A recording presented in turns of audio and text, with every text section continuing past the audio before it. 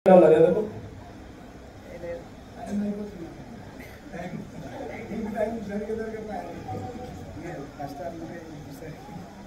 Time వాడు చూసాను అది. హల్లెలూయా హల్లెలూయా. ప్రభు స్తోత్రం. ప్రభు మన ప్రియుల జీవితంలో చేస్తున్న అద్భుతాలు బట్టి ప్రభు వేలాది స్తోత్రాలు. ఇశ్రాయేలు కాపాడువాడు, కొనుగడు నిద్రపోడు. ప్రతి అపాయం నుంచి కాపాడుతాడు, ప్రతి తెగుల నుంచి కాపాడుతాడు. గొప్ప కార్యాలు, భీకరమైన కార్యాలు జరిగించేవాడు. ఆయన నామానికి మహిమకరుడు గాక. హల్లెలూయా. పరిశుద్ధ గ్రంథాల నుంచి కొంతసేపు వాక్యం ధ్యానిద్దాం. గలతీయులకు రాసిన పత్రిక, అపోస్తలుడైన పౌలు గారు గలతీయులకు రాసిన పత్రిక 5వ అధ్యాయం 1వ వచనం చదువుకుందాం.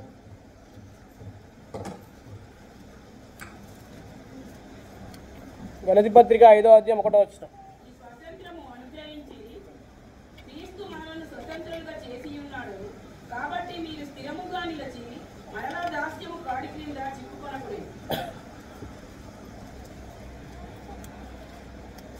ఒక మాట ప్రార్థన చేద్దాం. పరిశుద్ధమైన తండ్రి, మీకు వందనాలు, స్తోత్రాలు చెల్లిస్తున్నాం. మీ సంగతులు బయలుపరచండి. మా మధ్య యేసుక్రీస్తు మాత్రం మహిమ కలుగాక. ఆత్మ ద్వారా సంగతులు అప్పగించమని మా ప్రియులందరికీ చక్కగా, స్పష్టంగా, తేటగా, చిన్నలు మొదలుకొని పెద్దవారి వరకు అందరికీ వాక్యం అర్థమవును గాక. ముఖ్యంగా మా ముందు మీ శరీరము, మీ యొక్క రక్తము ఉంటుండగా ఆయన వివేచనలు తీసుకోవడానికి కావాల్సిన మంచి మనస్సాక్షితో కూడిన ఆరాధన తరపు మీరే అనుగ్రహించదు గాకని ఆత్మ సహాయం సమృద్ధిగా అనుగ్రహించమని యేసుక్రీస్తు ప్రభువు నామమున స్తోత్రాలు చెల్లించి నిరీక్షిస్తున్నాం పరమ తండ్రి. ఆమేన్. ఆమేన్. వెళ్ళని చెప్పాను. ఆమేన్. ఆమేన్. గట్టి చెప్తలేరు మీరు. ఆమేన్. రైట్. గలతీయులకు రాసిన పత్రిక 5వ అధ్యాయము ఎన్నో వచనం చదువుకున్నాం? 1వ వచనం. గలతీయులకు రాసిన పత్రిక 5వ అధ్యాయము 1వ వచనం. లాస్ట్ టైం ఏం చెప్పుకున్నాం గుర్తుంది ఎరకన్నా? 2వ కొరింథీ పత్రిక 4వ అధ్యాయం 1వ వచనంలో ఈ పరిచర్య పొందినందున కరుణించబడ్డాము కాబట్టి అధైర్యపడమనే దాన్ని ఆ వచనం బాగా తీసుకుంటూ ఏది పాత నిబంధన పరిచర్య, ఏది కొత్త నిబంధన పరిచర్య, ఏది నీట కాలము పరిచర్య, ఏది మరణకాలము పరిచర్య, ఏది అక్షరము, ఏది ఆత్మ అనే సంగతులు కొన్ని నేర్చుకున్నాం. అలాగే ఈ సమయంలో కొద్ది మాట నేర్చుకుందాం. చూడండి, ఇక్కడ 5వ అధ్యాయం 1వ వచనంలో ఈ స్వాతంత్రము అనుగ్రహించి చదవడం సారీ క్రీస్తు మనలను స్వతంత్రులుగా చేసి ఉన్నాడు కాబట్టి మీరు స్థిరముగా నిలిచి మరలా దాస్యమను కాడి కింద, చెప్పండి, దాస్యమను కాడి క్రింద చిక్కుకొనకుడి. దాస్యమను కాడి అంటే జనరల్ గా ఏం చెప్తారు చెప్పండి? మీకు తెలిసిన విషయం ఏది, కొత్తదే కాదు. దాని కింద మరల వెళ్ళకూడని దేవుడు చెప్తారు.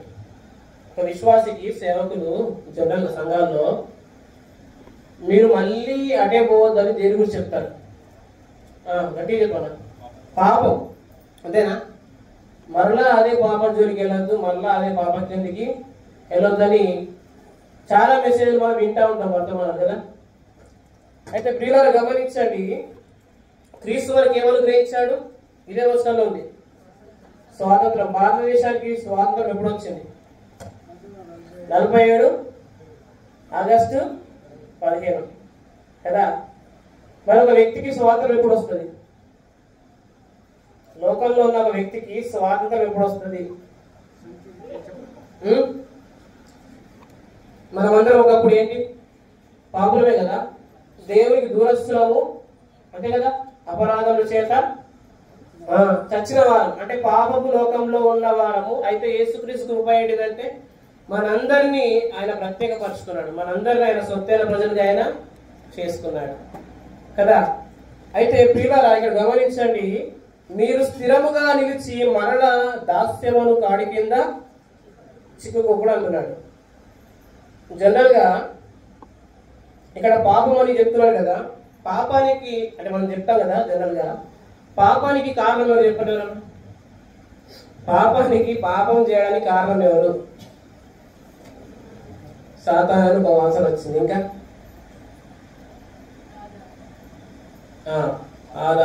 ఆదాము పాపం ద్వారా మనందరం పాపం అయ్యాం కాబట్టి పాపం చేస్తున్నాం అని చెప్పేసి అక్క చెప్పింది.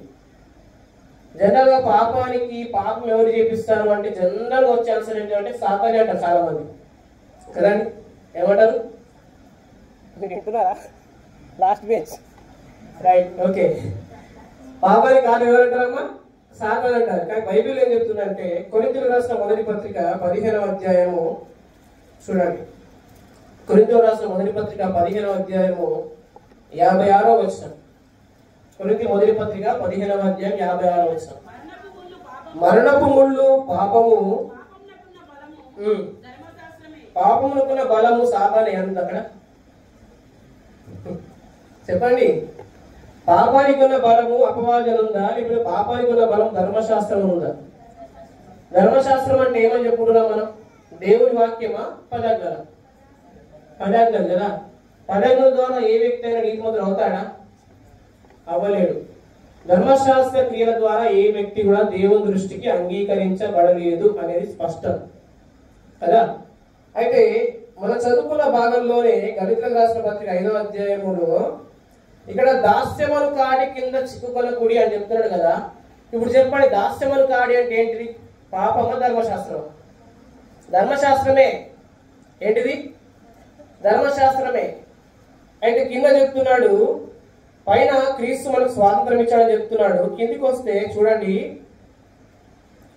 4వ వచనంలో, ఒకవేళ మీరు ధర్మశాస్త్రం ద్వారా నీతిమంతులను తీర్చబడితే క్రీస్తులో నుండి బొత్తిగా, అంటే నువ్వు ఆ నిబంధన కిందికి వెళ్తే క్రీస్తులో నుండి అసలు క్రీస్తు మీకు సంబంధం లేదనమాట. ఇంకా అంటున్నాడు కృపలో నుండి తొలగిపోయి ఉన్నాడు. అందరి కృప కావాలని వద్దండి. ఇప్పుడు దేవుడు కృప చూపించకపోతే కాపాడబడతామా? ఇప్పుడు ఇంత పెద్ద మోసం జరిగింది కదా నిర్మాణంలో, గోల్డ్ క్రైమ్ జరిగింది కదా, ఇప్పుడు ఇది స్కామ్ ఉంటుంది. ఓకే, అయితే దేవుని గ్రేస్ మన పట్ల ఉంది కాబట్టి ప్రతి అపాయము ప్రతి మోసం నుంచి ప్రభు ఏం చేస్తున్నారండి? తప్పిస్తున్నాడు. సో మనం కూడా ప్రతి ఉదయకాల సమయంలో ఏమి మొర పెడతామంటే, ప్రభు నీ కృప నాకు కావాలి, నీ కృప లేకపోతే నేను సర్వైవ్ అవ్వాలని చెప్పేసి ప్రార్థన చేస్తాం కదా. బ్రతకలేనయ్యా, నాకు ఖచ్చితంగా నీ కృప కావాలని చెప్పేసి మనం ప్రార్థన చేస్తాం. అయితే మనం ఆయన బిడ్డలం కాబట్టి ఆయన సరే బిడ్డను తీసుకోని చెప్పేసి కృప ఇస్తాడా? ఇప్పుడు నేను యేసుక్రీస్తు నమ్ముకున్న తర్వాత రక్షించబడ్డా, ఆయన బిడ్డనైనా ఇక ప్రతి 24/7 నా కృప ఇస్తూనే ఉంటాడా? దానికి ఏమన్నా ఒక బేస్ ఉందా, ఆధారం? మరి ఎలా అంటే మరి ఎలా ఉంటే ఆ కృప మనం పొందుకుంటాం అనేది ఒకటి రీజన్ ఉంటుంది కదా ఖచ్చితంగా. కృప అనేది ఆయన గ్రాంటెడ్గా ఇవ్వడు, కృప అనేది గ్రాంటెడ్గా ఇవ్వడు. అయితే ఇక్కడ అంటున్నాడు, ధర్మశాస్త్రము వలన నీతిమంతులను తీర్చబడి వారెవరు? వారు క్రీస్తు నుండి. ఇక్కడ ధర్మశాస్త్రం అంటే నేను చెప్పిన నిబంధన. ఏంటిది నిబంధన? అబ్రహాము కుమారుడు పేరు ఏంటిది? ఇస్సాకు. అబ్రహాం భార్య పేరు ఏంటిది? శారా.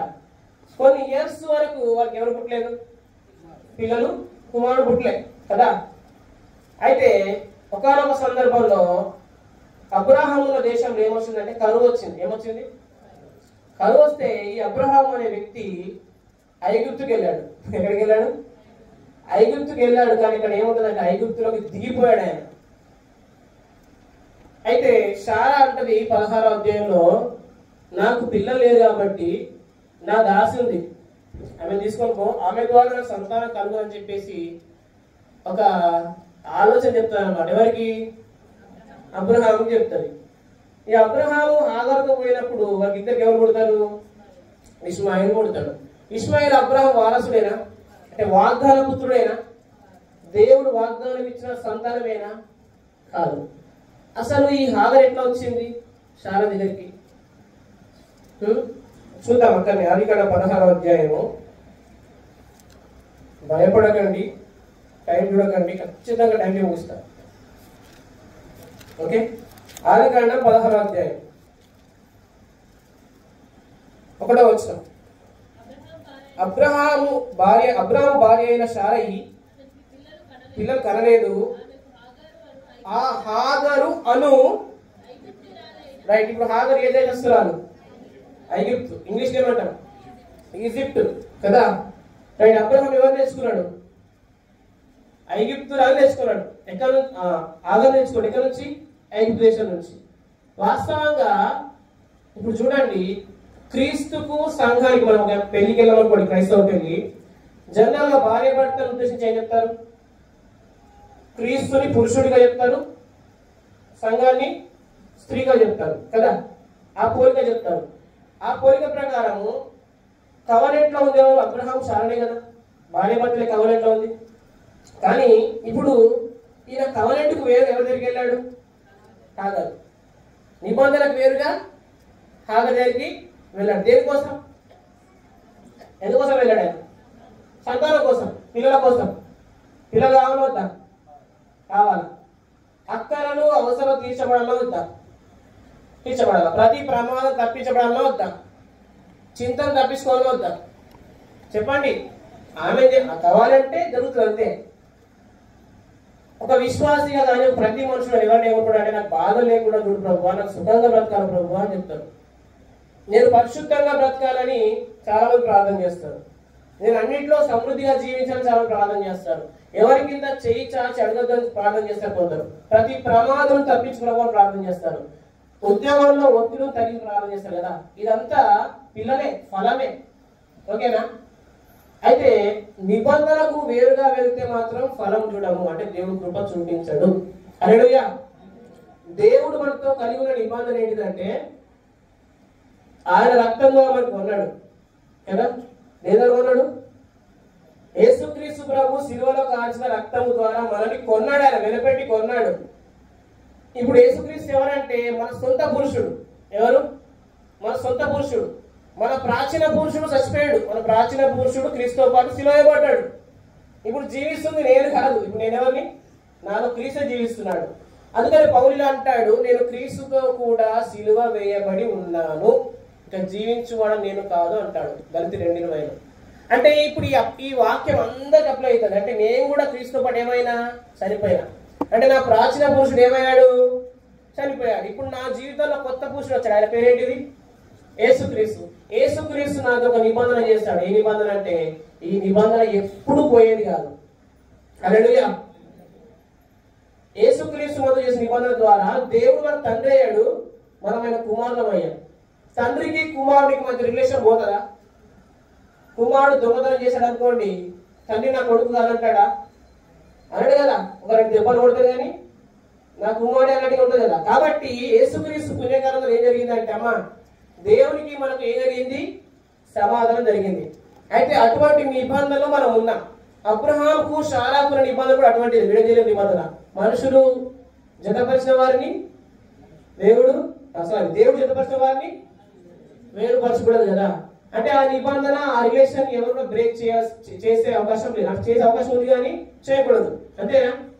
అయితే వినండి, క్రీస్తు ద్వారా మన పాపాలు క్షమించబడ్డాయి. క్రీస్తు ద్వారా మనము ఆయన సొంతైన ప్రజలు అయ్యాం. ఈ స్వాతంత్రం మనకు అనుగ్రహించబడింది. అయితే మీరు మరలా దాస్యముల కాడి కింద చిక్కుకొనకుడి. అంటే మళ్ళా ధర్మశాస్త్రం అనే నిబంధన కింద వెళ్ళకండి. ఎందుకు ఆ నిబంధన కింద వెళ్ళకూడదు? ఎందుకు దాని జోలికి వెళ్ళకూడదు అని అంటే, ఆ నిబంధన ద్వారా ఏ మనుషులు కూడా నీతిమంతులుగా చేయబడలేదు. ఒక వ్యక్తి, ఒక స్త్రీ అంటది అనమాట, ఒక వ్యక్తితో ఏమంటదంటే, ఒక పురుషుడు ఇలా అన్నాడు ఒక స్త్రీని, నేను నిన్ను పోషిస్తా అన్నాడు. ఏమన్నాడు? నేను నిన్ను పోషిస్తాను. చెప్పండి, ఏమన్నాడు? నేను నిన్ను పోషిస్తా. ఆమె ఏమంటది? ఫస్ట్ నన్ను పెళ్లి చేసుకోండి, అంతే కదా. పెళ్లి చేసుకున్న తర్వాత పోషించడం కదా. అయితే ఒక మాట చూపిస్తాను చూడండి. రోమపత్రిక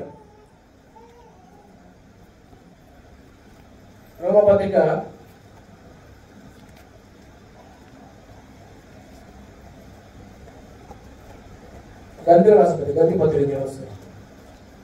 గంతి రాష్ట్రపత్రిక 3వ అధ్యాయము 21వ వచనం. 21 చదవండి. ధర్మశాస్త్రము దేవుని వాగ్దానములకు విరోధమైనదా? ఈ మాట గమనించండి. జీవింపచేయ శక్తిగల ధర్మశాస్త్రము ఇయ్యబడి ఉన్న యెడల వాస్తవంగా ఇక్కడ 2 పదాలు ఉన్నాయి. ఒకటి జీవము, 2 నీతి. చూడండి అమ్మా, నాకు చూడండి. ఇప్పుడు యేసుక్రీస్తుని అంగీకరించిన వెంటనే మనం ఏమయ్యాం? నీతిమంతులం. నీతిమంతులైన వ్యక్తి ప్రతిరోజు నీతిగా జీవించనవుతా. అయితే ఇక్కడ చెప్పాడు, జీవింపజేయ శక్తి గల ధర్మశాస్త్రం ఇయ్యబడి ఉన్నాడలా వాస్తవంగా నీతి అంటే ధర్మశాస్త్రం అనేది ఒక వ్యక్తి నీతిమంతుడిగా చేస్తే ఆ ధర్మశాస్త్రం ద్వారానే జీవించాలి ఆ వ్యక్తి. మరి అంటే ఇట్లా తినండి, ఒక వ్యక్తి అబద్ధం ఆడకుండా ఉన్నాడు అనుకోండి, అతను నీతిమంతుడే. ఒక వ్యక్తి పరిశుద్ధంగా ఉండకోండి, నీతిమంతుడే కదా. మరి డైలీ నీడ్స్ కూడా ఎవరు ఇవ్వాలా? ధర్మశాస్త్రం ఇవ్వాలా. అంటే నిన్ను కట్టుకున్నాడు నిన్ను పోషించాలా. అంటే నీతినే ఇవ్వలేంది నిన్ను జీవనం ఎక్కిస్తుంది అని క్వశ్చన్ అన్నమాట. అబ్రహాము హాగర్తో వెళ్ళి ఎవరి అన్నాడు? ఇస్మాయిల్ గారు. వాగ్దాన పుత్రుడు కాడు. వీళ్ళ గురించి ఏం చెప్పాడండి? ఇక్కడనే 4వ అధ్యాయము చూడండి, 24వ వచనం. ఈ సంగతులు అలంకార రూపకంగా చెప్పబడి ఉన్నది. ఈ స్త్రీలు గట్టిగా చెప్పండి, ఏ స్త్రీలు? అబ్రహాము జీవితంలో ఇప్పుడు 2 స్త్రీలు వచ్చారు. ఒకరు శారా, 2 హాగరు. శారా అనేది శాశ్వతమైన నిబంధన, హాగరు నిబంధన కాదు. దేవుడు ఆయన నిబంధన చేసుకొని చెప్పాలి. ఇక్కడ చూడండి, ఈ స్త్రీలు 2 నిబంధనలై ఉన్నారు. వాటిలో ఒకటి సీనాయి కూడా సంబంధమైంది, దాస్యంలో ఉన్నటకు పిల్లల కరువు. ఇది హాగరు. రెండోది చూడండి ఇక్కడ 26వ వచనం. అయితే పైనున్న యెరూషలేము స్వతంత్రంగా ఉన్నది, అది మనకు తల్లి. ఈ వివరణ అంటే శారా అన్నమాట. ఈ స్త్రీల గురించి చెప్తూ అంటున్నాడు, ఇద్దరు 2 నిబంధనలు. 2 నిబంధనలు. ఒక నిబంధనేమో శారా, ఇంకో నిబంధన హాగరు. ఒక కొండనేమో సియోను, ఇంకో కొండ సీనాయి. హాగరు సీనాయి సంబంధించింది, శారా సియోను సంబంధించింది. శారా కృత నిబంధన అయితే హాగరు పాత నిబంధన. ఏంటిది? శారా కృత నిబంధన, హాగరు పాత నిబంధన. ఇప్పుడు చెప్పండి, మనం పాత నిబంధన కింద ఉన్నామా, క్రొత్త నిబంధన కింద ఉన్నామా? క్రొత్త నిబంధన కింద ఉన్నప్పుడు మనకు పిల్లలు ఎలా కలుగుతారు అంటే, మనం పరిశుద్ధంగా జీవించాలంటే, లేకపోతే మన జీవితంలో అద్భుతాలు జరగాలంటే ఎవరి ద్వారా జరగాలి? మనం ఎవరైతే పెళ్లి చేసుకున్నారో ఆయన ద్వారా జరగాలి. ఇప్పుడు చెప్పండి, నిన్ను నన్ను సంపాదించుకుంటే ఎవరు? యేసుక్రీస్తే కదా, మనకు ప్రదానం చేసుకున్నాడు కదా. ఇప్పుడు మనకి ఏది కావాలంటే ఇప్పుడు ఎవరు ఇవ్వాలా? యేసుక్రీస్తే ఇవ్వాలా. అంటే ఎవరైతే విడిపించారో ఆయనే మనకు ఏమి ఇవ్వాలా? మనకు ఫలాలు ఇవ్వాలి. చూడండి, ఒక మాట చూద్దాం. రోమపత్రిక 7వ అధ్యాయము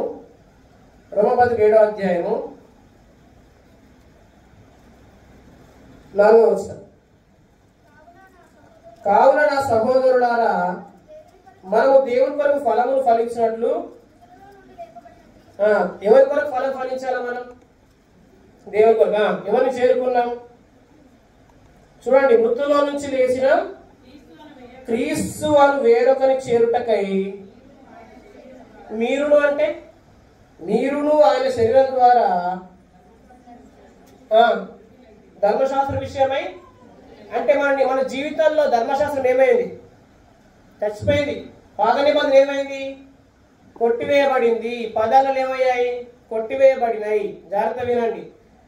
మనము మన జీవితంలో ఒక ఫ్రూట్ అనేది జరగాలంటే ప్రేమ, మంచితనం, సాత్వికం, సమాధానం, దయాళుత్వం, దీనశాంతం, ఏమన్నా 9 ఉన్నాయి కదా, ఆశా నిగ్రహం. ఇవన్నీ కూడా మన జీవితంలో ఫలాలు జరగాలంటే మనం ఎవరికి రావాలా? క్రీస్తు పురుషుడి దగ్గరికి రావాలా.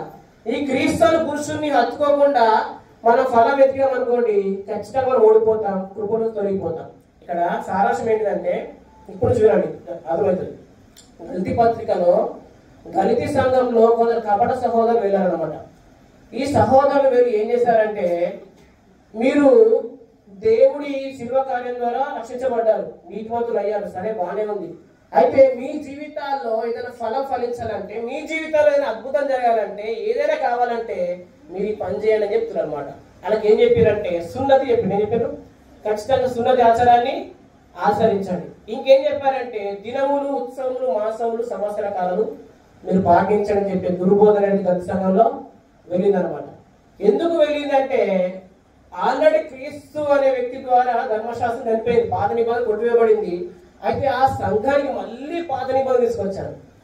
ఏం తీసుకొచ్చారు అంటే, జీవము గల దేవుని సంఘము క్రొత్త నిబంధన సంబంధించింది అయితే ఆ సంఘంలో మళ్ళీ పాత నిబంధనని పులిపిండి తీసుకురావద్దు.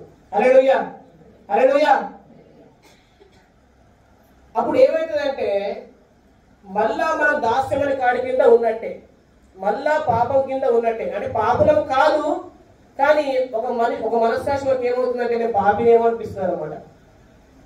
ఇప్పుడు చూడండి, పాత నిబంధన కాలంలో ఏమున్నాయి? బలులు ఉన్నాయి కదా, మేకలు, పొట్టేలు, కోడేలు అనే బలులు అర్పిస్తా ఉన్నారు. ఎందుకు బలులు అర్పిస్తున్నారు?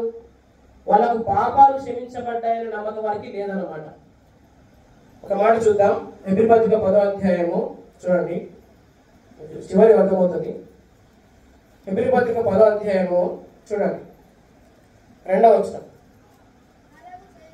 1వ వచనం నుండి, ధర్మశాస్త్రం రాబోచిన మేలుల ఛాయ గలదే గాని ఆ వస్తువుల నిజస్వరూపం గలది కాదు కనుక ఆ యాజకులు ఏటేటా ఎడదగా ఒక్కటే విధమైన బలులు.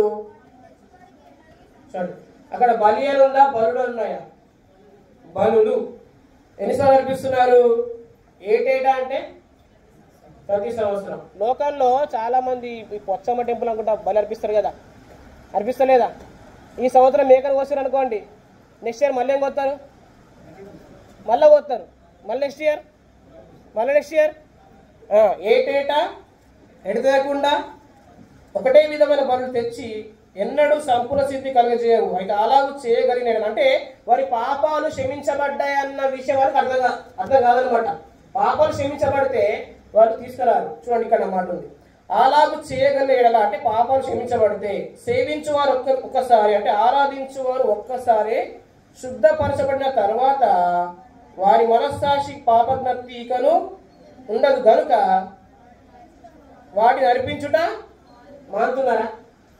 బయట వాటిని అర్పించుట మానుదరం ఉంది కదా ఇక్కడ. అంటే ఏంటంటే, బ్రదర్, ఈ బలి అర్పిస్తే నా పాపాలు క్షమించబడ్డాయి అని ఒకవేళ దానికి ఆ వ్యక్తికి నిశ్చయత ఉంటే మళ్ళీ తెస్తాడా? ఆ గొర్రెని మళ్ళీ ఆ పొట్టేని తెస్తాడా? తేడు. మరి ఎందుకు? అతనికి సంపూర్ణ స్థితి కలగలేదు కాబట్టి ఏటేటా తెస్తున్నాడు, యాజకుడు ఏటేటా అర్పిస్తున్నాడు. ఎడతెగకుండా తెస్తున్నాడు, ఎడతెగకుండా ఆయన అర్పిస్తా ఉన్నాడు. అంటే అతనికి ఏం కలగలేదు? సంపూర్ణ స్థితి కలగలేదు. అంటే అతని పాపాలు సంపూర్ణంగా క్షమించబడ్డాయని నిశ్చయత లేదు. ఎందుకు లేదంటే ఇక్కడ కింద చెప్పాడు చూడండి, 4వ వచనం, ఎట్లనగా ఎడ్ల యొక్కయు మేకల యొక్కయు రక్తం పాపములను తీసివేయట అసాధ్యం. అంటే ఆ రక్తం ద్వారా పాపాలు ఏమవుతున్నాయి? తీసివేయబడట్లే. మరి ఎవరి రక్తం ద్వారా తీసివేయబడ్డాయి? యేసుప్రభు రక్తం ద్వారా. అసలు కరెక్టే కానీ బ్రదర్, అసలు ఈ బలులు అనేది ఎందుకు వచ్చినాయి? నేను కంటెక్స్ట్ లోనే ఉన్నాను, మీరు జాగ్రత్తగా వింటే మొత్తం సారస్వతమవుతుంది. అసలు ఈ బలులు, ఈ కోడెలు, మేకలు, గొర్రెలు ఎందుకు పట్టుకొస్తున్నారు అసలు అనే విషయం చూస్తే ఇక్కడ 9వ వచనం వస్తాయి. 9వ వచనం 3వ లైన్లో ఇవన్నీ ఏవన్నీ బలులు దేని ప్రకారం అర్పించబడుతున్నాయి? ధర్మశాస్త్రాన్ని బట్టి అర్పించబడుతున్నాయి. ఇప్పుడు దేవుడు బలుడు కొట్టివేస్తే ఏం కొట్టేసినట్టు? కాదు. ఇప్పుడు ధర్మశాస్త్రం చొప్పున బలుడు అర్పించబడుతున్నాయి కదా. బలుడు కొట్టివేయబడ్డాయంటే ఏం కొట్టివేయబడ్డట్టు?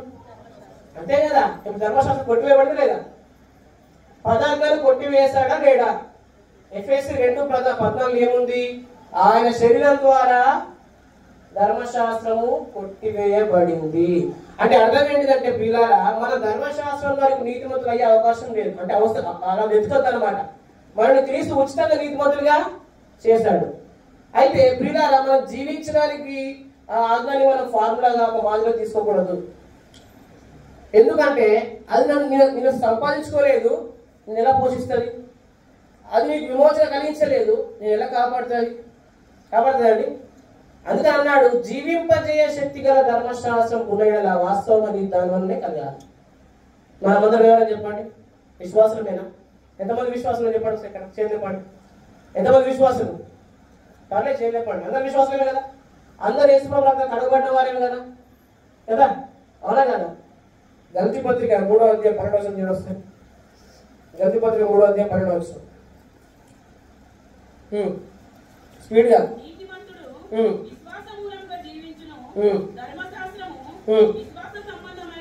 చాలు చాలు. ధర్మశాస్త్రము చదవండి ఆ మాట. విశ్వాస సంబంధం అయిందన్నాడా కాదన్నాడా? మరి మనమెవరం? విశ్వాసులం. విశ్వాసులకు విశ్వాస సంబంధం కాదు ఎలా ఉపయోగపడుతుంది? రైట్, అర్థమైంది. మనం విశ్వాసం కదండి. విశ్వాస సంబంధం కాంతి ఎలా ఉపయోగపడుతుంది? అందుకని క్రీస్తు ఏం చేశాడు దాన్ని చూడండి. కానీ 13వ వచనం, వెరీ గుడ్.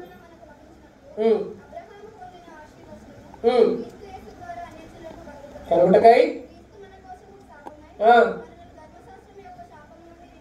విమోచన లేదా?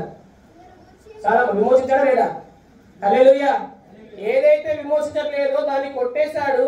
తన రక్తం ద్వారా కొత్త నిబంధన అంటే నూతన నిబంధన స్టార్ట్ చేశాడు. మీరు అందరికీ నా బలి కిందకి వస్తే సరిపోతుంది.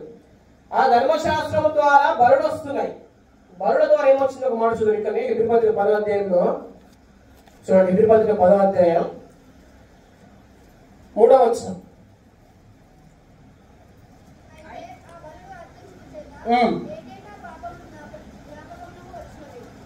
ఏమొస్తున్నాయి జ్ఞాపకం? ఏమనిపిస్తే? బళ్ళు అనిపిస్తే ఏం జ్ఞాపకం వస్తున్నాయి? మనకి ఏం జ్ఞాపకం రావాలా? నన్ను జ్ఞాపకము చేసుకొనుటకై ఎవరిని జ్ఞాపకం చేసుకోవాలా? ఇక్కడ ఏం జ్ఞాపకం వస్తున్నాయి అంటే ఇప్పుడు బల్ల దగ్గర ఏం జ్ఞాపకం రావాలా? ఈ వారం అంతా ఏ పాపాలు చేస్తారో అది జ్ఞాపకం రావాలన్నా యేసుక్రీస్తు జ్ఞాపకం రావాలన్నా? చెప్పండి. నన్ను జ్ఞాపకము చేసుకొనుటకై. మరి ఇక్కడ ఈ నిబంధన కిందికి వెళ్ళిన వారికి ఏం జ్ఞాపకం వస్తున్నాయి? మరి ఆ నిబంధన సరైనదేనా బ్రదర్? పరిశుద్ధ గ్రంథంలో ఏముందంటే రోమపత్రిక 7వ అధ్యాయంలో ధర్మశాస్త్రం ఉత్తమమైంది, ద బెస్ట్, పరిశుద్ధమైందే. ఆజ్ఞ కూడా పరిశుద్ధమైనది, కానీ అది విశ్వాస సంబంధమైంది. అంటే పొరుగు వారికి కీడు చేయవద్దు అనే ఆజ్ఞ మంచిదే బ్రదర్, కానీ అది విశ్వాసంతో ఆచరించలేమన్నమాట. ఇప్పుడు యేసు ప్రభు నీ పాపాన్ని క్షమించును గాక అంటే మీరు ఏమంటారు? వెంటనే ఆమెనంటాం కదా, ఓకేనా? అవును కదా. అబద్ధం ఆడవద్దని మీరు ఆమెనంటారా? ఎందుకన్నారు చెప్పండి? ఇన్కంప్లీట్. అది వెరీ గుడ్. అది కంప్లీట్ అయిందా? దేవుడు నువ్వు అబద్ధం ఆడకుండా నేను కాపాడు గాక అంటే మీరు ఆమె చెప్తారు. నువ్వు అబద్ధం ఆడ బ్రదర్, నువ్వు పొరుగు నాశించ బ్రదర్, నువ్వు దొంగినవద్దు బ్రదర్, నువ్వు విగ్రహం చేయొద్దు బ్రదర్ అంటే ఆమె చెప్పలేము. అందుకనే అది విశ్వాస సంబంధమైనది కాదు. మరి విశ్వాస సంబంధ నిబంధన ఏంటిదంటే క్రొత్త నిబంధన. క్రొత్త నిబంధన దేవుడు సృష్టి ఎలా చేశాడు చెప్పండి? వెలుగు కలుగును కాక. అంతకుముందు ఉందా? దేంతో పలికాడు ఆయన? బై ఫెయిత్ అంటే విశ్వాసంతో పలికాడు. అంటే మాట ద్వారా జరిగించే పరిచయంలో నడిపించాడు. అంటే మాట ద్వారా జరిగే నిబంధనలో నడిపించాడు. కానీ ఈ నిబంధన ఏంటంటే చెయ్యాలా, ఇది చెయ్యాలా, అది పలుకాల. అంతే కదా. అబద్ధం ఆడతో ఎవరు ఆడద్దు? నేను. అంటే వర్క్ నుండి ఫెయిత్ లోకి నడిపించాడు దేవుడు. హల్లెలూయా, హల్లెలూయా. అయితే గలతీ సంఘంలో మరలా కాడి కింద చిక్కుకొనకూడి అంటున్నాడంటే వీళ్ళు మళ్ళీ అదే నిబంధన కిందకి వెళ్తున్నాడు. అయితే చెప్తున్నాడు అసలు మీరు క్రీస్తులో వచ్చి బొత్తిగా వేరు చేయబడతారు, అసలు మీ కృపాలను తొలిగిపోతారు మీరు అని చెప్తున్నాడు 4వ వచనంలో. హల్లెలూయా. కాబట్టి ప్రియులారా గమనించండి. అక్కడికి వెళ్తాను. గద్ది పత్రిక 4వ అధ్యాయం 5వ అధ్యాయము తీయడం వస్తాయి. 4వ వచనం అమ్మా. మీలో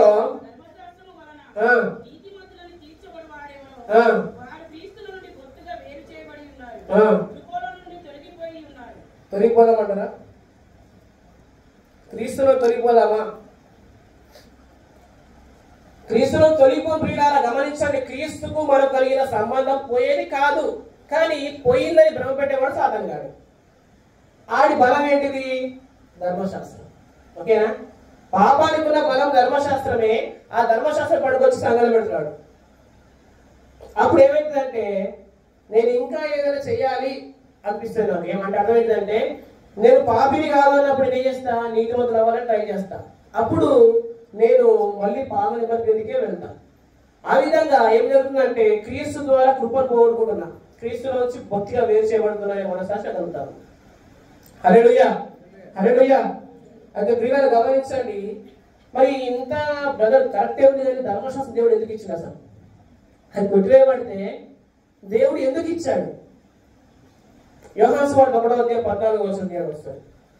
యోహాను సువార్త 1:14 వస్తుంది. చదవండి. 17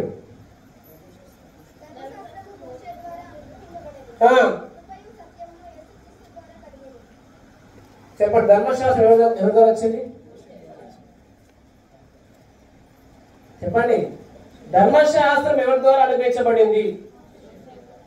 కృపా సత్యం ఎవరి ద్వారా కలిగింది? మోస మధ్యవర్తేనా దేవునికి? మనం మోస ప్రాణం పెట్టిండా? మనకు ప్రాణం పెట్టారు అంటే దేవునికి మనకు మధ్యవర్తి ఎవరు? క్రీస్తు కదా, అవునా కదా? ఇక్కడ ధర్మశాస్త్రం మోసే ద్వారా అనుగ్రహించబడింది, కృపయు సత్యమును కలిగిను. అంటే ఇప్పుడు మన కృప ద్వారా రక్షించుకున్నాడు, ధర్మశాస్త్రం ద్వారా కాదు. అర్థమవుతుందండి? మోసే మధ్యవర్తి కాదు. మన మధ్యవర్తి ఎవరంటే యేసుక్రీస్తే. దేవునితో సమానంగా ఉన్నవాడు వచ్చి దిగి వచ్చాడు, ప్రాణం పెట్టాడు. ఆయన దేవునికి మనకు సమాధాన పరిచింది ఆయనే. మన మధ్యవర్తి, మన మీడియేటర్ ఆయనే. ఎవరైనా నా ద్వారా తప్ప అంటే మధ్యవర్తి ఎవరు? అవునా కదా? అంటే ఆయన ద్వారా మాత్రమే దేవుని దగ్గర చేరాలి. ఇప్పుడు కృపయు సత్యం ఎవరి ద్వారా కలిగింది? యేసుక్రీస్తు ద్వారా. ఆయన మన మధ్యవర్తి అన్నమాట. గలతీ పత్రిక ఒక మాట చూద్దాం, చూడండి. 3వ అధ్యాయం 19వ వచనం. అలాగైతే ఇప్పుడు చెప్పిన క్వశ్చన్ ఏంటిది? అట్లయితే బ్రదర్ ధర్మశాస్త్రం ఎందుకు ఇచ్చిండు? అంతేనా? అలాగైతే ధర్మశాస్త్రం ఎందుకు? ఎవరికి ఆ వాగ్దానం చేయబడేనో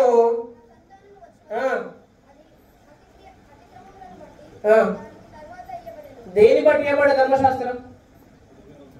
గట్టే చెప్పండి అన్నమాట. మంచి చెప్పండి, ఇంకా గట్టి చెప్పండి. ఇక్కడే పడి ఉంది అసలు. ధర్మశాస్త్రం దేని బట్టి ఇవ్వబడ్డది? అతిక్రమాలు. అతిక్రమాలు అంటే మనుషులందరూ పాపం చేస్తారు కాబట్టి ఏమొచ్చింది? ధర్మశాస్త్రం వచ్చింది. ఓకేనా? మరి యేసుక్రీస్తు మనం పాపం చేస్తున్నాం కాబట్టి వచ్చిందా? మనం పాపులమై ఉండగానే, మనం శత్రులమై ఉండగానే వచ్చాడు ఆయన. ధర్మశాస్త్రం అనేది పాపాలని బట్టి వచ్చింది, కానీ పాపాలు తీసివేయలేదు. కానీ యేసుక్రీస్తు మన పాపలమై ఉండగానే వచ్చాడు. ఇలా ఎలా వచ్చాడంటే జగత్తు పునాది వేయబడక ముందున్న సంకల్పాన్ని బట్టి వచ్చాడు. ఇంటినండి. అంటే ఎప్పుడో కొంతకాలం తర్వాత మనం పుడతాము, మనం పాపం చేస్తాడు. ఆదాము పాపం చేస్తాడు, ఆదాము కడుపులో అందరూ వస్తారు, పాపం చేస్తారు అని తెలిసి, ఆ ప్రణాళిక తెలిసి ముందుగానే ఆయన నిర్ణయించబడ్డ గొర్రెపిల్లగా కాలం సంపూర్ణమైనప్పుడు వచ్చి మన కోసం ప్రాణం పెట్టాడు. హల్లెలూయా. అయితే ప్రియులారా గమనించండి, ఇక్కడ మధ్యవర్తి చేత ఇవ్వబడింది ధర్మశాస్త్రం. ఎవరు మధ్యవర్తి అంటే? మోసే. ఇక్కడ చెప్పాడు ధర్మశాస్త్రం అంటే దేవదూతల ద్వారా పలుకబడిన వాక్యం. యేసు ప్రభు దేవదూతగా వచ్చాడా? శరీరం ధరించుకొని వచ్చాడు. శరీరంలో ఉన్నవాడికి ఏముంటది? మాంసము, రక్తము. దూతలకు ఉంటాయా? ఉంటాయా? ఉంటాయండి. శరీరం ధరించుకొని వస్తే శరీరం మీద ఒక దెబ్బ కొట్టామనుకోండి, నొప్పి కలుగుతుంది కదా. ఇప్పుడు యేసు ప్రభు దేంతో కొట్టారు? కొరడాతో కొట్టారు, ములగిట్ట పెట్టారు, అవునా కదా? పిడిగుద్దులు గుద్దారు, గడ్డ పక్కన తిరిగి వేశాడు, ఉమ్ము వేశారు. ఇంత గాయపరిచాడు కాబట్టి ఆయన నొప్పిని ఏం చేశాడు? ఆయన అనుభవించాడు. దానికి కారణం ఏంటిది? ఆయన శరీరంతో వచ్చాడు. కానీ ప్రియులారా, ఆయన సీనాయి కొండకు దూత ద్వారా వచ్చాడు. ఆ సీనాయి కొండ మీద దూతగా ప్రత్యక్షమై ఇచ్చిన ధర్మశాస్త్రం అది వినిపించలేదు. కానీ సియోను కొండ నుంచి వచ్చిన యేసు ప్రభు శరీరాన్ని ధరించుకొని వచ్చాడు. మనకు రావ శిక్ష ఆ శరీరంగా భరించాడు, మనకు విడుదలిచ్చాడు. ఇప్పుడు ఈ నిబంధన ద్వారా మనకు విడుదల కలిగిందా? ఈ నిబంధన విడుదల కలిగిందా? ఇప్పుడు ఈ నిబంధన ద్వారా మనము పరిశుద్ధంగా మంచిగా జీవిస్తామా? ఈ నిబంధన ద్వారా జీవిస్తామా? చెప్పండి. కొత్త ఇప్పుడు యేసుక్రీస్తు మనకు ప్రాణం పెట్టాడు కదా, తిరిగి లేచాడు కదా. ఎక్కడ ఉన్నాడు ఇప్పుడు ఆయన? దేవుడి కుడి పక్కన కూర్చున్నాడు. మనం ఆయన్ని ఫోకస్ చేస్తూ ఉంటే ఖచ్చితంగా మనం కూడా జీవిస్తాం. హెబ్రీ పత్రిక 11వ అధ్యాయంలో విశ్వాసం ఉన్నారా? ఇంత గొప్ప సాక్షి సమూహం ఉందా? ఉందా లేదా? ఉందా లేదా? మరి వాళ్ళందరూ ఎవరు చూశారు? విశ్వాసము కర్తయు దాన్ని కొనసాగించేవాడైనా. చూడండి అన్నమాట. హెబ్రీ పత్రిక 11వ అధ్యాయం 11వ అధ్యాయం మొదటి వచనం.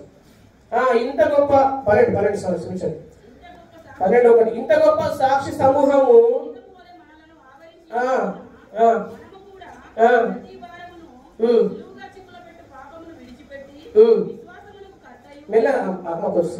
విశ్వాసాన్ని కర్త నంబర్ 1. నెక్స్ట్ అంటే విశ్వాసాన్ని కొనసాగించేవాడు. ఓకేనా?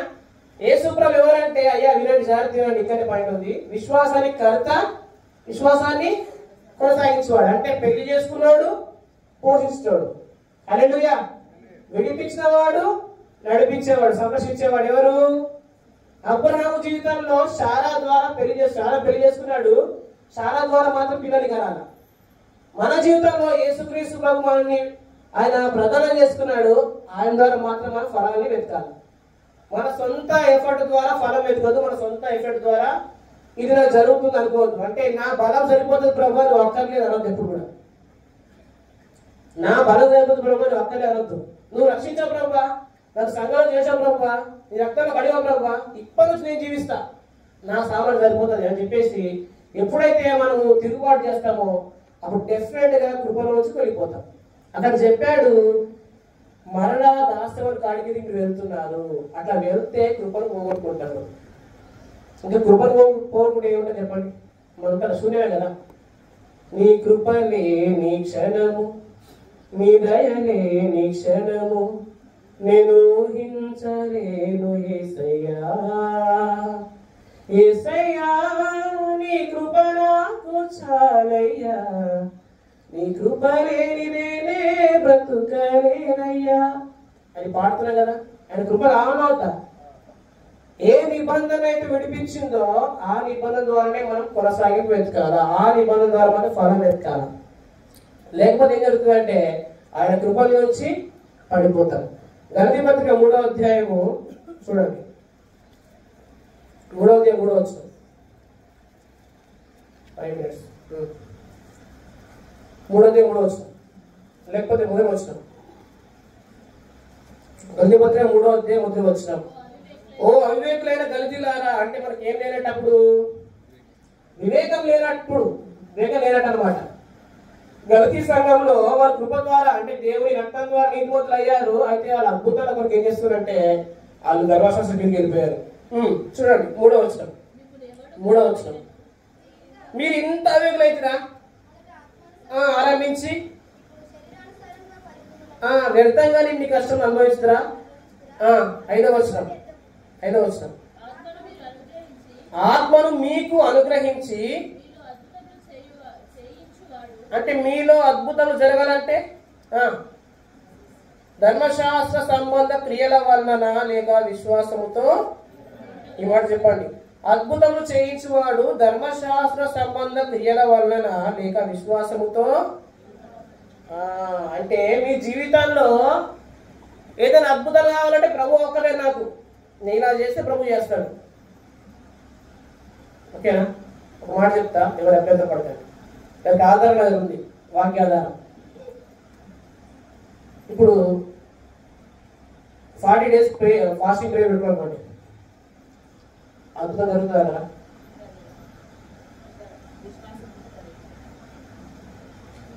ఒక 7 రోజులు ఉపవాసం ఉన్న కఠినంగా నీళ్ళు తాగకుండా అందకుండా అద్భుతం జరుగుతుందా? ఇక్కడ ఏమన్నాడు? అద్భుతములు చేయించువాడు ధర్మశాస్త్ర సంబంధ క్రియల వలన. 4వ అధ్యాయం 10వ వచనం.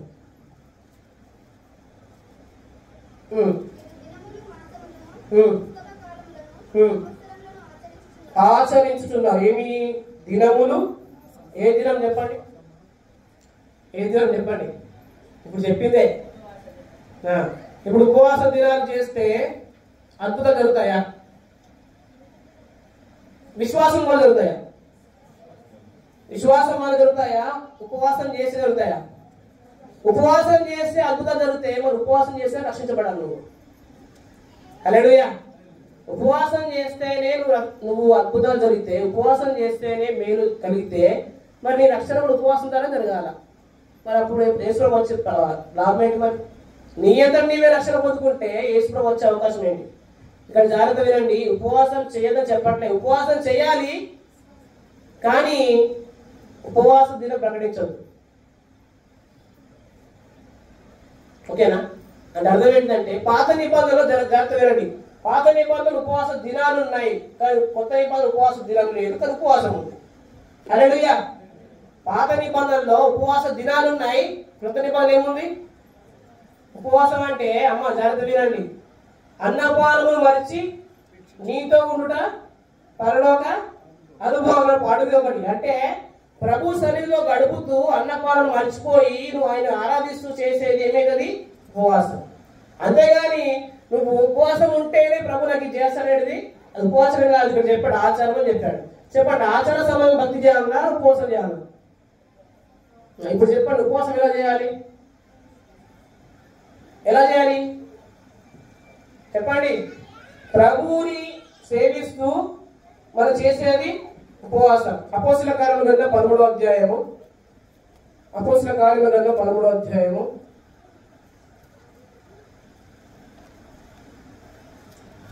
2వ వచనం. మళ్ళొకసారి మళ్ళొకసారి వాళ్ళు ప్రభువును ఆరాధిస్తూ సేవిస్తూ చేస్తుంది ఏంటిది? అర్థమైన పాయింట్. కాబట్టి ప్రియులారా, ఒక వ్యక్తి జీవితాల్లో ఆచారాలు, దినములు, ఉత్సవాలు ఎందుకు వచ్చాయంటే దానికి కారణం ఏంటిదంటే ధర్మశాస్త్రం అని కాడి. ఆ కాడి కింద చిక్కోవద్దని చెప్పేసి ప్రభువుని ఏం చేశాడంటే విడిపించాడు అనమాట. కాబట్టి మన జీవితంలో ఏం చేయాలన్నా విశ్వాసంతో వింటే జరుగుతాయి. దేవుడు మాట వల్ల సమస్త సృష్టి కలిగించాడు. కాబట్టి మన జీవితంలో విశ్వాసంతో మీరు ఏది పలికినా జరుగుతుంది. మన తండ్రి ఆస్తి మనకైనా కాదా? విశ్వాసం తనది ఇవ్వడా తండ్రి? మీ పరలోకపు తండ్రి, ఇప్పుడు మీ భూమి మీద మీ తండ్రులే మీకు శ్రేష్టమైనది ఇస్తే పరలోకపు తండ్రి మరి మనిషి శ్రేష్టమైనది ఇవ్వడా? పాములడితే గుడ్డులడితే తెల్లిస్తాడా? చేపలడితే పాము ఇస్తాడా? ఇవ్వడు కదా, శ్రేష్టమైనది ఇస్తాడు కదా. మీరు విశ్వాసంతో అడిగితే ఖచ్చితంగా దయచేస్తాడు. కానీ మనం ఏం చేస్తున్నాము? ఇది ఆచరిస్తేనే ఇది జరుగుతుంది అనే మోసం చూసారా? ఇది అపవాది గురించి అనమాట. అపవాది సంఘాల్లో ఈ పాత నిబంధన తీసుకొచ్చి సంఘాలు మొత్తం కలవరపరిచాడు. ఇక్కడ గణతి సంఘం అవివేకంలోకి వెళ్ళిపోయింది, భ్రమలోకి వెళ్ళిపోయింది. ఇంత అవివేకం అయితేరా నువ్వు భ్రమపరిచేవాడు ఎవడయ్యా అసలు? ఇంతగా సంఘాన్ని పోడేసేవాడు ఎవడు అసలు అని చెప్పేసి పౌలు గారు అంటున్నాడు అన్నమాట. అయితే ప్రియులారా, మనని ప్రభువు విడిపించాడు పాత నిబంధన నుంచి. వీళ్ళు మళ్ళా దాని కింద చిక్కునే అవసరము లేదనమాట. చివరిగా గల్తీ పత్రిక లాస్ట్ డిఫరెన్స్,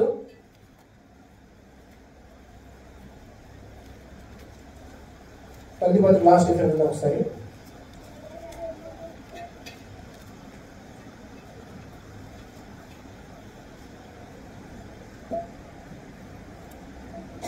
ఐదవ వచనం. ఏలైనగా విశ్వాసం గలవారమై రైట్ సఫలం అంటే సక్సెస్ కావాలంటే మనకి ఏం కావాలి? ఇప్పుడు విశ్వాసం ద్వారానే సక్సెస్ అనేది చూస్తాం. కానీ ఏ ఆచార సంబంధం భక్తి ద్వారా సక్సెస్ మనము చూడలేము. ఆచారాలు ఎట్లా వస్తాయంటే పాత నిబంధనల ద్వారా వస్తాయి. ఆ పులిపిండి వారేద్దాం. ఆ పులిపిండి వారేస్తే సంఘాల్లో ఏముండవు? ఆచారాలు ఉండవు. సంఘము అనేకంలోకి వెళ్ళే అవకాశం లేదు, భ్రమపరిచే అవకాశం లేదు. అది కుయితే ఎవరిదంటే అపవాది కాదు. ఇక్కడ చెప్పండి 8వ వచనం వస్తారు. 8వ వచనం, ఈ ప్రేరేపణ అంటే మనని పిలిచినోడేమో కృప ద్వారా పిలిచాడు, మనం పిలిచినోడేమో రక్తం ద్వారా కడిగాడు. అయితే మీకు ఇంకా అద్భుతం కావాలంటే మీరు మళ్ళీ ధర్మశాస్త్రం కిందకి వెళ్తున్నారు కదా. ఈ ప్రేరేపణ మిమ్మల్ని పిలిచిన వారి వల్ల కలగలే, అది అపవాది ద్వారా జరిగింది. ఓకేనా? హవ్వలేకొచ్చి వాడేమన్నాడు అసంగాడు? మీరు ఈ పండు తిను దినమున దేవతల వారే ఉంటారు. అది మోసమా కదా? మోసమే కదా. అప్పుడు హవ్వని మోసపరిచిన వాడు ఇప్పుడు సంఘాన్ని కూడా మోసపరుస్తున్నాడు. అందుకని అంటున్నాడు, ఈ ప్రేరేపణ మేము పిలుచున్న వారి మూలంగా కలగలేదు. మరి ఎవరు కలిగిస్తున్నాడు? అపవాది గాడు. వాడు ఏం తీసుకొస్తున్నాడు సంఘానికి? ధర్మశాస్త్రం అంటే పాత నిబంధన తీసుకొస్తున్నాడు. పాత నిబంధనకి నీకు వెళ్ళామంటే మన పాపాలు క్షమించబడ్డాయని మనసాక్షి పోతుంది. అప్పుడు మన జీవితంలో ఆచారాలు వస్తాయి. అప్పుడు మన కృప దూరం అయిపోతుంది, ఏ మేలు పొందుకోలేదు. అయితే ప్రభు స్తోత్రం, ప్రభు తన శరీరం మందు ధర్మశాస్త్రం కొట్టివేశాడు, తన రక్తం ద్వారా ఆయన కృపలో ప్రవేశం ఇచ్చాడు. కాబట్టి ఆయన శరీరం తీసుకుంటున్నప్పుడు పాత నిబంధన విషయంలో చనిపోయాను, పాత ధర్మశాస్త్రం కొట్టివేయబడింది, ఆయన రక్తం తీసుకుంటున్నప్పుడు నా కృపలో ప్రవేశించే ప్రభువా అని మీరు ఎంచుకుంటూ తీసుకోండి, ఖచ్చితంగా అద్భుతాలు ఖచ్చితంగా జరుగుతాయి. హల్లెలూయా. ఇంకా ఏ అద్భుతం కావాలన్నా కానీ మీరు బల్లను వివేచించి తీసుకుంటే ఖచ్చితంగా అద్భుతాలు జరుగుతాయి. నేను ఇలా ఉంటేనే, కఠినమైన ఉపవాసం ఉంటేనే, నా శరీరం నలగొట్టుకుంటేనే అద్భుతం జరుగుతాయంటే ఇట్స్ వెరీ రాంగ్ అనమాట. విశ్వాసం ద్వారానే జరుగుతాయి. ఆయన పొందిన దెబ్బల చేత మీరు స్వస్థత పొందుతీరి అని ఎంచుకొని తీసుకుంటే ఖచ్చితంగా అది రొట్టెన శరీరమా? రొట్టెన శరీరమా? శరీరమే అది. నా శరీరము తిని నా రక్తము త్రాగువాడు మితజీవం గలవాడు అన్నాడు. ఆయనే సొంతంగా చెప్పాడు ప్రభు. కాబట్టి అది వివేచించి తీసుకోండి. ఖచ్చితంగా ఫైనాన్షియల్ మ్యాటర్స్ లో కూడా ఆర్థిక ఇబ్బంది తొలగిపోతాయి. అది వివేచించి తీసుకోండి, అనారోగ్యం కట్టబడుతుంది. అది వివేచన తీసుకోండి, ఖచ్చితంగా మీ జీవితంలో ప్రతి సమస్య తొలగిపోతాయి. హల్లెలూయా. ఎందుకంటే ఆ పాత నిబంధనలను కొట్టివేశాడు ఆయన. ఇప్పుడు కొత్త నిబంధనల వ్యక్తులు అందరూ కూడా మన ద్వారా అద్భుతంగా జరుగుతాయంటే జస్ట్ విశ్వాసంతో అడిగితే సరిపోతుంది. దానికి ముందే చేసుకోవాలంటే కవలెంట్ జ్ఞాపకం చేసుకోవాలి. కవలెంట్, ఆ నిబంధన కవలెంట్ జ్ఞాపకం చేసుకోవాలి. అబ్రాహాము జ్ఞాపకం చేసుకోలే. అబ్రాహాము శారా చెప్పినప్పుడు నా దాస్తి అయిన ఆగతో వెళ్ళమంటే అప్పుడు చెప్పాలా? లేదు లేదు, దేవుడు వాగ్దానం ఇచ్చాడు, నీ ద్వారానే పిల్లలు కట్టాలి. కానీ ఇప్పుడు ఏం చేశాడు ఆయన? భార్య మాట విని హాగలోకి వెళ్ళాడు. అలానే సంఘంలో దుర్బోధకుల మాట విని ఏం చేస్తున్నారంటే ధర్మశాస్త్రానికి వెళ్ళిపోతున్నారు. అలా వెళ్ళద్దు. ఓకేనా? కాబట్టి మనం ఎవరైతే విడిపించారో ఆ ప్రభు మనతో అన్ని చేస్తాడు. కాకపోతే ఆ ప్రభు మనతో చేసిన నిబంధనలు జ్ఞాపకం చేసుకోవాలి. రొట్టె విరుచుకుడిగా అంటే ఏంటిదంటే నిబంధనలు జ్ఞాపకం చేసుకునే ప్లేసే కానీ పాపాన్ని జ్ఞాపకం చేసుకునే ప్లేస్ కాదు. ఈ వారం అంతా ఎలా బ్రతికాను ప్రభువా, నాకు క్షమించు ప్రభువా, ఆ పాపం చేశాను, ఈ పాపం చేశానని చెప్పి మీరు మొరపెట్టే స్థలం ఇది కాదు. ఇక్కడ నన్ను జ్ఞాపకం చేసుకుంటే పింఛన్ చెప్పాడు. అంటే ఆయన ఎంత నీతి గలవాడు, ఆయన ఎంతగా విమోచించాడు, ఆయన ఎంతగా పరిశుద్ధపరిచాడు, ఆయన ఎంతగా కడిగాడు, అసలు నేను ఉన్న నిబంధన ఏంటిది అసలు అనేది మీరు జ్ఞాపకం చేసుకొని వివేచన కలిగి తీసుకోవాలి. హల్లెలూయా. ప్రతివాడు తను తాను పరీక్షించుకొని అంటే నేను ఏమో అని అది ఎంచుకొని తీసుకోవాలి. నేను ఏంటి క్రీస్తును అనే విషయాన్ని ఎంచుకొని తీసుకుంటే ఖచ్చితంగా మీ జీవితంలో దేవుడు గొప్ప అద్భుతాలు చేస్తాడు. అటు కృప ప్రభు అందరికి అనుగ్రహించుగాక. ఆమేన్.